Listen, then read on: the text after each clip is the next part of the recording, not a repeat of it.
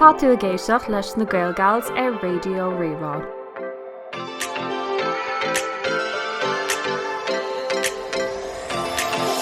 Díomh cairde agus fáilte romh gotí an chéad eagrán den Podchraoladh na Gaelgals ar Raidió Rí-Rá inniu ar an chlár tá mé héin Alswyn tá Clíodhna agus tá Aoife ba triúr agsúil ar an gláir seo gach ile caiiciis agus tá muid buzáil inis tá muid cóis cetamíach go bhfuil se seo a dhéanamh againn tá mu tééis bheith ag leirt faoi seo ar fá bliana déir nó níos mó ná sin bhí mar gcónaí ar Podchraoladh féin. So inis tá mu tééis túsagur leis agus tá muid anscetamíach ar fád. So Gaels chuna tá bhniu go buzáil is sama se. Tá mé taréis airí really good luck taréis tú an intro sin dhéanamh. Ní credim go bhfuil se seo actually tarlint mar táid chodóna ó éh swaintí a chuma agus an sin leanint le stuff eile dhéanamh so tá sé dochraide go bhfuil actually taréis tú sa chur leis an Podchraoladh. Tuir sin méid sin caiinte maialir so tá sé tá méid cógus go mí le bheith an sheoladh. Yeah, sheoladh got me no go, we was call Recording Podchraoladh hosnú been got them yeah sin sweet of aintach agus ní hála sé riamh so tá mar bís fi seo. Tom ag tanú go mór country bheith eáil a fearhail.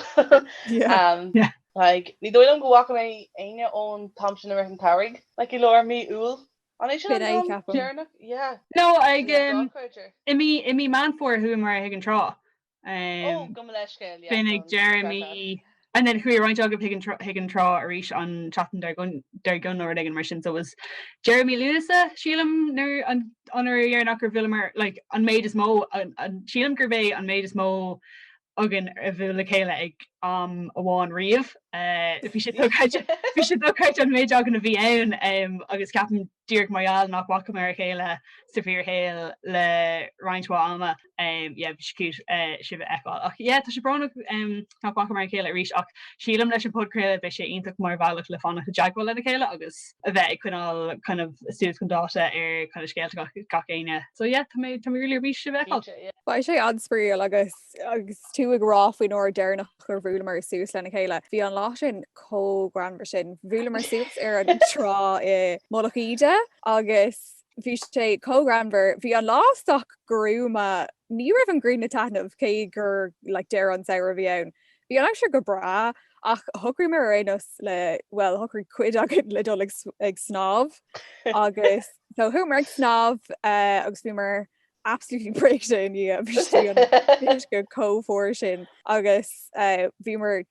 co-hyper mar gal gur bé an céad ó go bhaid anna chuid mar bhí rálína le ag an méid is mótí nu bhí le cé le é má bháin I ón ar grúpa cairde agus bhí mar éisteach le ceol nua le chéile agus an sin humor gotí áit le bíáil cóása le agus sin just bhí mar dearcrína leis an mí agus bhí mar réile til chat bheith agan and then just thosaigh sé stalabáistí níl ag maga cosúla sturm agus bhí just ar gachar a pe cosúas bhí mar ar an trás bhí ganimh an gáát bhí mar literally ré cosúga apocalypse bhí an rascadí an carclós oh my god a bhí Rory chuirté umbrella ar siúil ar an cealar bhí agur bhí ceangail lena fón bhí mar fá just ré a céiste umbrella agus fuir sin a grúig genta an lá sin freisin so freisin No le bheith chom risky move a bhí ein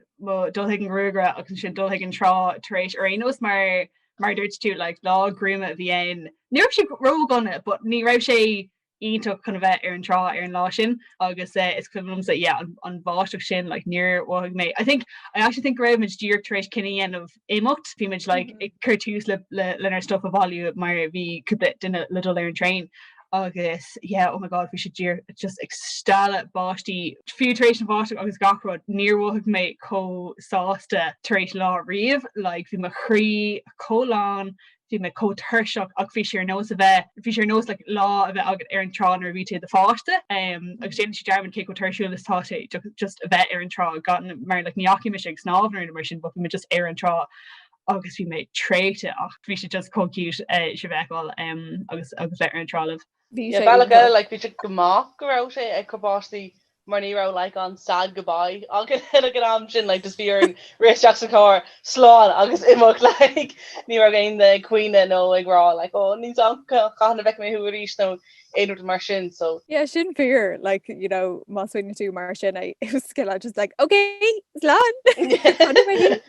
so Aoife mutigurí a rálinn faoi céird like matádíine géiste glynn agus mana bhfuil clú acu céir atá gceist le Gaelgals nó céimmuid in a cobérod céir an cur sios. Yeah, so it's mentioned na Gaelgals darnoi is grúpa cuairmid ón ollscoil manúd bhúmar le chéile manúd cúpla bhbliain ó hin bhí mar goléir mar bháil gen cúlach colmacile ollscoil manúd agus chuirmar á lehanach Instagram dús chun a bheith an like teagmháil dhéanamh na chéile agus chun rud a bheith agan le chéile agus daine ag fargáil an ollscoil agus rinnemer an cinenne chun an Podchraoladh seo a chosnú agus inis tá leathnach Facebook agus leathnach Fisher agan freisin agus tá muid goléir tú go mór leis an Podchraoladh seo ba tuair agan an ga seachtain ga caiiciis go leiscéil tuair drifriúil ga caiiciise ag play topicí agsúla agus tá muid goléir tú go mór le. Yeah, agus tá sé simú mar tá ochtar agan ag déanamh an Podchraoladh agus bé troi difriúil agin gach eagrán so bé daoine difriúile ar an gláir ga caiiciis bé simna céine tá simna éagsúla agan ar fad agus roiint na simna céine agan darnóí ach bé sé simú like na combinations difriúile eáil sílam ó na chláirna éagsúla so trééis an eagrán seo darnóid eagrán na dó bé troir éagsúla wein agus sin bé másca suas an sin na seachtaí trééis sin so bé Harbh sin na combination sinna eáil ón na daine agus na choráte hagan na níos mar darnóí is carriage muidir fad is tú carriage muidir fad so ceapan gurte sin leis an play níos mó freisin agus gonéana sé ruí a bhhad níos granar agus spríúla. Ba sé iontoch mar bhírá like an dynamic éagsúla bhaig an troir gach caiiciis ba sé an granver ceapan gomíon dín áirthe níos scidí lena chéile agus táúpla swinine bh an hanfein a ggur topicí agsúla ceapan go maiid play le cinál pop culture tas go maiid roisin agsúla sin is sanolí ó haimh cuasaí cinál pop culture Americanach tá mé gur rá like si gafuil like Paris Hilton agus Britney agus na daine sin ar fad so like is sanolí go háir ó haimh like stuff cosúla sin ar Kardashians agus stuff mar sin so by play mar sin agan agus commáta sin baimid ag play just kind of stuff atá ag charlúnt cinál like cuasaí ratha Beiidir agus commáta sin by cúpla rud faoile ar siúil agan i gach eagrán comá agus baimid agsú le tuairmí ó daine thug éisteachlinn agus bhar chuid trachtaí comá so ná éon darmar déon teachtarachtaí i cheoladh chuin mátá aon smuointe agah nó aon tuairmí nó rud mar sin mar táid agsú go mór go maiid til a Gaelgals ag teacht linn agus gnéomhmuid ceirde nua as seo ní seach an a hús. Yeah, mar dermid goni kun vet de Gaelgals is mion orhe shakas ruder le. You know, it's a state of mind le bheith fearnach agus tá atnágan ar roiint Gaelgals is é le Ghaeilge agus fiú bíon Gaelgals nachfuil mór an Ghaeilge acu nó nachfuil mór an buint acu leis Ghaeilge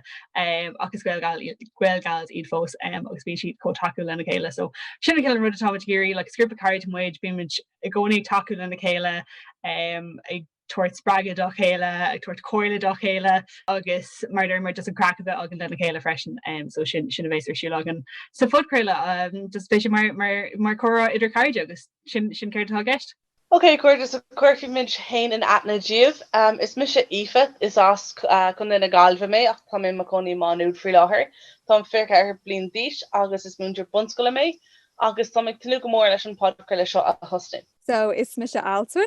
agus tam fair her blin dish is ask kun de Kildare me rinne mé nu Ghaeilge agus man conversaide in go banúd agus tá mé ag obair in airnáil na Ghaeilge inis agus tá anspéis agam é cuasaí ratha políocht cuasaí Ghaeilge comát le neart stuff eile ceol fashion ceolcurrmacha Sorella. Dá tú Taylor Swift amach ó the list an sin altan. Sin Ibrahim. Ibrahim, yeah. So I graduate is Mr. Clíodhna, tá mé Caribbean is fé díis is as chun de lume, cosú leis nagaelgals eile dras an mé ar ollscoil bháinúd for mis staidir ar an nagaelgals na meán chubairsáide agus an sin rinne máisteach sa Ghaeilge. Inis tá ag obair ar ná na Ghaeilge imríam cmógad leis na Ghaeilge, so tá ansam agam a gréisí sport, ansam agam a gréisí biliteach freisin. So in the story time in Ishikaja, so I'm giving lipse an céad real mar fad le chéile. Not an octoragan an trogan mar tá sé. Gavin gur glach sé beidir trí bliana ó rud mar sin leis an octoragan le chéile. Well, der no bhí mis agus Alswyn ar an gréis a céine má nuúd. Agus bhí clar radiogan ar Mars FM san ollscoil. Na Gabrií Ghaeilge. Na Gabrií Ghaeilge ar Mars FM. Bar na Gaeilge na ceirteach radio, bhí sé cinlín ar nos na Gaelgals a Malach, cos bhí cougar agan á dhéanamh sin. Agus bhí róta agan gach seachtain, so níl sé chud difriúil sin, well, tá sé anna difriúil ó na Gaelgals ach ag go leir bailíach tá sé cinlín cosú leis ó héh an structúr bhí agan agus na róta dhéanamh. Is cuibalm, well, ní mé cinn sé caihan go dtír go cas mé ar cléine ach ceapam an chéad cinál cuimhnú atá agam ná ag an crunicin bliana don chuúlacht so sin an cum Ghaeilge an manúd, mar bhí coníarm sa fós bháile sa céad bblion, so ní raibh coníarm sa ar campus nó aon rud mar sin, so bhí mé sa bháile ní raibh out mom, so bhí big bra mar wab le mé orstock, so I was like, Mam, tá rud Ghaeilge ar siúil, so an freight sí bhórtam agus tá gur dulach. She was like, yeah. So mé go dtíon bhí agus bhí mé lomhé ní raibh aon duine eile lom, mar like má chairde ó an scoil, cos hu mé go scoil atá an gear go bhánúd, ach ní raibh spéisial acu sa Ghaeilge, like hui me go dtí an Gaeltacht gacha le saoire agus mé ar scoil, so bhí mé gafa leis agus just níor hiig siad céim fá. So bhí mé ag an CCB lomhéin, I was like, tá mé gurí bheith páirteach leis an rud seo. Agus bhí Clíodhna ag ri i gcóir an puis mar, was it OCP? OCP, yes, cabling. OCP's a cabling, like, girl, wow. Tá scéal agam faoin fá gur rit me, but annars. I think tá an scéal sin ar ónas agam go. Yeah, so has Clíodhna suas agus seans gréis agam bhfuir tú i mar rangsa mar bhí mar déanamh an cuasa céine, agus is cuimlan go dúir tú go raibh tú ag rochtáil láthnach ar Twitter. Agus bhí me like, oh my god, lánam í hana féin. I was like, lánam an láthnach sin ar Twitter. Like, I was like, oh wow, that's really cool. Like, tá mar sa bheith cáirte leis an gáilín sin. Because níor cheas me ní raibh mé sásta ré gur aon rud, like ní raibh mé ar an gcuiste sa céad bliain, because bhí mé cúthalach sin, agus cuimlam sa brathniú airt and I was like, oh my god, this is sin an caiideán, like. Tá sé gas gníann tú gur ceap tú greibh mé cool, mar ceapam tar éis sé bliana carriages scoil sé fólama agad an isis nachfuil mé cool in éon chuir. Agus aine ag tugéisteach le seo bhfuil aithna acu ormsa go gnéadaíonn siad an nachfuil mé cool in éon chuir. So an rud a tharla ná bhí me sé géirí rit gur an is gom ar an jaci me higan cruinnig blina ag géirí rit gur OCP. Ceapan greibh mé géirí post aigen, so bhí ma aidir chun dul a gur honestly in the céad bliana nó rud ag an mar sin. So bhí mé sin is a scéim chonithe I manúd, so sin kind of an lóistín lán Ghaeilge, agus bhí cahar nó cougar agan ag dul higan cruinnig blina agus bhí mar because degan á bíon kind of ihe mu taréis an cruinnig blina agus so bhairtí mar cúpla joc a bheith agan raibh an cruinnig blina. Ní prinks omláin, but bhí cúpla joc agam marinos agus bhí an teagán a ggur ona dtí céad blina agus ní raibh an winning agam seaas take on sin agus sin right mé die OCP. I was like, right, feck it, genuine because we on liquid courage agam ag an am sin. So yeah, who is this? And then so bhí an láthnach an Ghaeilge a bú agam ag an am. So who me suas gan start agus bhí mé an a cúlach céad bhí like goir leis cúlach like ní raibh mé có outspoken nó aon rud mar sin. Agus is cuilm sa like it was an tutor a bhí ag an gúlach ag an am agus dúirt mé oh yeah tá mé ganas ar láthnach an Ghaeilge bú agus tá 4 míle duine do Milan. She like, oh my god, sin tusa. I was like, yeah, and she's like, oh my god, like tá sin like because bhí 4 míle duine do Milan, like so bhí aithne ag roiintádíine ar an leathnach, so bhí should like just co-surprise gur mis bhí an, cos bhí me cool sin. But yeah, so mulla de aine tá gur rit a gcóir puist ar chiiste aigen ná Triúr Riamh agus bé tú. mé dúr chun rá freisintlí a chuilam an céad ó a bhúil mé. Ní samlééis seo an céad ó a bhúil mé leat ach an céin cuimhní tá agus mit na bula le chéile ná ag an oireachtas bhí mis sa céad bhín. So bhí an oireachtas sin I City West agus bhí mit ag fannach sa brúige agus bhí snéad tar éis mé a haint léhí chuig an oireachtas an bhín sin agus a bhúil mé leatsagus bhí snéad like just gafa leat mar bhí sibh díreacht tar éis like kind of a nasca dhéanamh le chéile gohfuil sibh ag leanúd ar chéile ar Twitter mar bhí siise ag leanúd an leathnach sin agus just fís like bhí ine an downer hí go like tosa bhí an mar capsi growth tú cool agus like ní ra me sé ar Twitter so ní ra sam chuir a bhí ag Garliú and I was just like oh No, vi just kind of rá go si gas go dhéann tú brú óga, cos ní brú óga bhí an sin bhí me ar an orlar is agus sin á fá nach neacha mé quick an cean hala no thank you. Yeah, so an rud a hála ná bhí an tratas chun bheith ar siúla City West agus ní raibh lo sin chun bheith ar fáil do bhicléin I mála clíon nó gaiad bhile clia, so bin máúd agus ní raibh mar sásta gan lotína bheith agan don reachtas, so bhairtí mar an skateháil ag glúndulcán a chur nuair dearmse a chur an áirithe. Bhí gacéid macléin ina lí ar an orlar. Saoigh like hall of sport, you know, when you're talking ar school, so bhí gacéid macléin ina lí ar an orlan sin agus bhín éirit an oibre get bhíaríonn muir sláándála á bhíaríonn like fire marshal a bheith a gcuin bhí an éirit sin oibre get, so ní bhfuil hin bin ceacht eile tá feilm agam ón gúlach ná ní bhfuil hin dul agus lí ar an orlar doníthe iteration trachtas le gacé duine agus bhí daoine béí freisin le trí nó a carlugs an ihe bhí daoine just like cohólta sin ach yeah tá sé jazz ar leid go raibh gohfuil cuimhní agan ón am sin taréis buile le chéile don chéadúir. Alswyn níos tám caihan a bhúil mé leatsa. Tás am groundmuid like mar dlú clara na bhí mis sa darna bblin mar bhí mar ag déanamh an Gaelgals le chéile. Mar bhí líne in the land that we don't mention. Agus bhí mé hain tusa agus snéad ag Giannis ar an bhí sin ach níos am caihan a bhúil mé leat nó. Yeah, ní cuimna mac an éirid ag dearing go raibh tú leis an éid le chéile. Agus dearing go raibh mar is seomar na Ghaeilge láháin agus just gur thosmar ag leir le chéile agus bin é like yeah ní cuimna lá faoi le nó éimrad mar sin ach yeah tá an ceart agad like bhí mise clí agus cholín le Katie agus burt lads an a rang I did na Gabrií sa céad bhíon, so is muid nach chu túslais agus land sin a raig for gábhlíonn and then hui clína ar Rasmus go Canada agus thosaigh mise Sinead agus Aoife ar an glór radio sin agus bhí mar gcónaí ag rágrá like 5 minute technology talking cos like bhí clína gcónaí get us ar stuff technology agus ní ar na mise so like bhí just an méid an 5 nágan leis an this an show sin ní dólam gur chumar ar SoundCloud é riamh mar ní ra visca conas like tá just chun leir se fá rutter be ar fá oriclaigh agus bh scríáin bhí grand like bhí sé cógrambar agus cósbriúil agus cósbriúil agus ceapan gohfuil cúpla bhfuil ní na chláiricha gnéar na muisna cos níor chumar SoundCloud ach tá tú an seacht ar chuid acu ní bhlín é dhéanamh mar is cuilumm gur éis mé le eagrán amháin ceapan imlína is tócha gramar ar Zoom aigen agus a dheabhfuil like mo chuid Ghaeilge bhí mé có nóirithe ag an chaid an Ghaeilge bhí agamsa so nah. Captain Gnearna mission rud céine.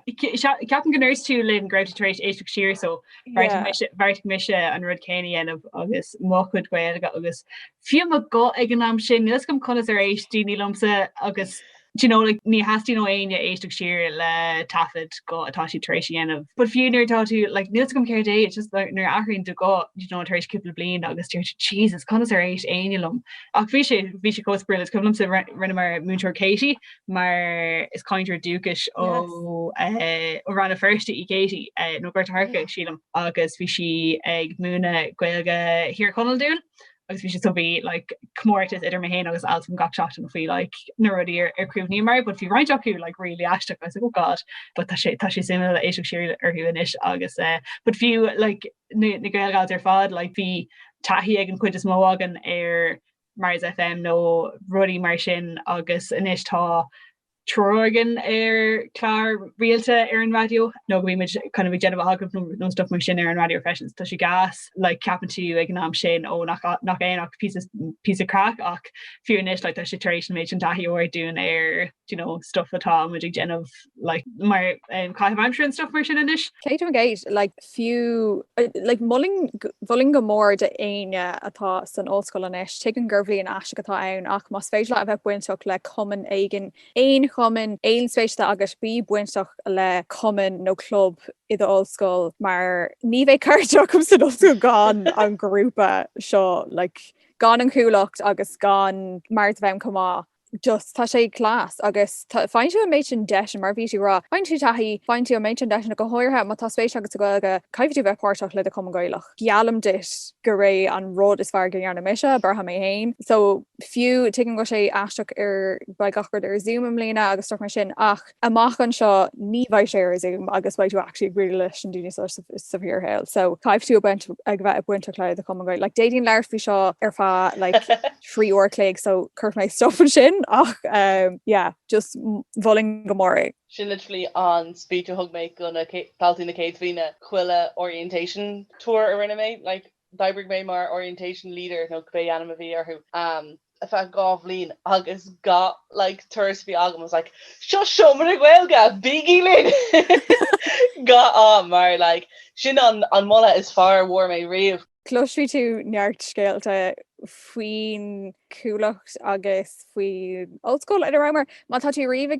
chluthe óil bí a géisteach amach i ggur na focail cúlacht chum ciile i ggur oldschoolhanúd i ggur seomar na Ghaeilge i ggur an trachtas so yeah má tá tú riamh chluthe óil just bí a géisteach le éon eagrán an Podchraoladh seo agus cealam just go maiid na focail agus yeah but fiú tá tu faoi dearan like tá neirtin daoine sé an na Ghaeilge a raibh baint acu leis an cum Ghaeilge san oldschool in a raibh siad agus fiú máú like tá anna chuid daoine a thos goach sa cuman an sin agus tá siad fós ionta gníomh agus páirte agus é an na Ghaeilge agus fiachtaíoch an stuff mar sin freisin ní bheith móhéil mar an ggéine gan cúlacht nó gan an cuman radio sin agus ceapan aine like a bhí sa chlás nó a bhí gníomhach na ruí sin ní dólam bhfuil droch go le rá acu faoin taithí bhí acu tá sé ar fád codearfach agus cóhéhachta sin ina saoil agus relevant leis an stuff i energy den isis. Agus ceapan go sé táirte rá má like má tá tú páirteach in éon cum Ghaeilge is craomhacha iad ar fád na cuman de chunar na Ghaeilge so má tá tú buintach le de cum Ghaeilge i do oldschoil tá tú mar ball de chunar na Ghaeilge agus like Manhfuil taithí agat le chunar na Ghaeilge agus féicear sí na G.í agus joú an star fáda sin ach is agriochtatá ar an bhód le níos mó ná céadthe cúblin in isis agus chuirsíd túús leis an méidin ru chuirsíd túús leis an trachtas le seachtain na Ghaeilge agus neartstuff eile na roiint fiochtas a bhíon ar siúil is stocha gur ghlachtú páirt leis de scóil nó rudí mar sin so ceapan go sé táfta goiltíí ar an osfin sin like tá tú páirteach le agriocht idirnáisiúnta mar tá craomhacha duna chunra timppla down má tá tú páirteach le a cum Ghaeilge so má tá spéise go éimar like políocht nó like reachtaíocht nó policy nó stuff mar sin atá buinte leis antanga comá like tá spás ann don crack agus tá spás ann do policy agus stuff mar sin comá so stuff a gur gachtainna. We can't be great here rá like oh tá spás end an craft an spás end duna nerds freshen ar wallow an policy sin here fad tá spás end duna nerds freshen like curhin nerd am hain ó have like policy and star and stuff mar sin agus yeah just tá neirtin like just stuff spatially into like nach géin ha like gan a bheith involved in cum Ghaeilge nó sa chunra agus si bin a fágur hosí mar an Podchraoladh mar grimmuid ag point no ghlach apart chora agus greibh sé ar siúil míohin hart míohin inis agus rinne na Gaelgals lit an mar chuid de chora agus just bud mar an urgent soltas agus bhí daine géic siar agus tuirtí linn ógur bhfuil siad an soltas so bin a bágur gur chumar túús leis an Podchraoladh so dear an gan chora nach mé túús chuthe agan leis an Podchraoladh mar ní bheith an taihín an tasol sin agan le túús a chur leis so tá an week. So bhí mar leir an sin maidir le chuna na Ghaeilge agus ar dahí leis na cuman ar an ollscoil agus na cuman Ghaeilge agus tá céhfuil ruí chu bheith difriúil am líne do gacéine agus reinintúir ruí ag bogad ar líne. Tá sé cinlín níos éasca do gcuoine is é an na Ghaeilge mar is ó go raibh taithí agan ar faúpla blian a bheith ag bualadh le daoine ar líne nó i dtéanamh carriages le daoine ar líne mar sin is do céine na príomhruí faoi saoil na Ghaeilge faoi láthair ná go bhfuil sé ar líne agus tá daoine tá muid na taréis cardiaí an le daoine trín leathnach Instagram tríidir man ho síílte féin tá taréis an aithna chur ar réine is saoil na Ghaeilge trín na mean ho síílte so bhím just gon like ceist gur arbh like faoiver taithí le saoil na Ghaeilge ar líne nó céir capan sibh na ruí dearfga Beiidir nó Beiidir do ruí dúilta freisin faoin saoil na Ghaeilge a bheith ar líne. Ceapan go caiimiid Twitter tuidir cethir a luar faoi ná táid a caiint faoi Ghaeilge na Jolín mar níos am costar tréis Harliú an sin ach tá an cúntas dochraide faoi láthair agus ar an chorá sin ceapan ghfuil blog go hinntaach freisin tá sé cógranver agus bíon na reels ar tá acu ar Instagram go hinntaach freisin cógranver cós friúil agus ceapan ghfuil siad like ag dúrasteach ar daoine like óige agus daoine níos óige an mid na Beiidir I bhealach kind of sfriúil agus éfotocht agus granver so siad am ghfuil an Ghaeilge iontaach leáil an sin. Aontaí am leis ceapan ghfuil na nachlaach sin iontoch agus Goir Twitter tuidir cethir like ceapan go an cétá tíhhirirde agus an cé mar cinnte like brahangur cinál like Clúodhna tá an rud again is like cétá a ganas ar an nach Twitter tuidir cethir ach tá siad fíor granbar agus is bralam an chorata bíon acu le cúntas Dublin Airport tá sé an it's just bralam nuair tá like an leithnig mar sin ag leir lena chéile an gabhir. Díblam freisin ghfuil like daoine ag clibal daoine agsúla sa like saoil na Gaeltachta tá bhín like an é tusa an duine tífir de leanach TGR an é tusa an duine. Yeah, it's cinál clé inis ar Twitter is like caiith metála an céad ganas ar an leanach seo. Tá ar theories féin agan agus nibal gur rá sam tá gur seachtar ceolún agus bula fao thormaí aon faoi céadá é fear de leanach. Twitter TGR déine sin mar bhrálinn bhcurteirmí gluisteil. Tá mé dúirí swinoin bhar é leithnig eile atá co-class leis an dáceann sin. Is bralam sa Instagram tá mé gaf le Instagram so bí me hab anna chud ama ar. Tá an méid sin daoine ar Instagram. Ach déiríonn like an duine is mó le Ghaeilge ná múntóir meid so mana tú gláidir múntóir meid like conas gur like an Ghaeilge just like tá 50,000 leantóir inis like sin proper influencer agus tá si ag rockdal an leathanach sin trí Ghaeilge so ceann gur éicht mór é sin go bhfuil mé sin daoine dá lein like daoine nach leirn Ghaeilge go léithú like dé ganná le cinál leithnig Ghaeilge leanam witir fád ar a chéile agus hána gan ar a chéile mar gealir agus buúlamuis lena chéile so is cinál pobl beag golóir tá ann agus nuair tá duine comór sin agus sin duine nua atá hé seachtamach leúpla bliana nuas blian is stocha agus ceapan go si ag sprága anna chu daoine mar galir sin like daoine tá ag fálam na Ghaeilge fiú so déirn gur éise kind of an like inspráid atá ann do gíine óga like bhrálam dá méid cálíní atá freistal Ghaeil scolanna ag tusnú like leithnig Instagram trí Ghaeilge ceapan me sin an cute. Yeah, ceapan rud like faoi na meán ho síalta agus fiú an bailach bhfuil like daoine le Ghaeilge cábh leis na meán ho síalta leúpla bliana nuas ná ghfuil sé tréis an Ghaeilge a oscailt den méid sin daoine nach raibh deathaí acu leis an Ghaeilge ar scoil daoine nach bhfuil aon churmach acu ar an Ghaeilge daoine ó thiortha eile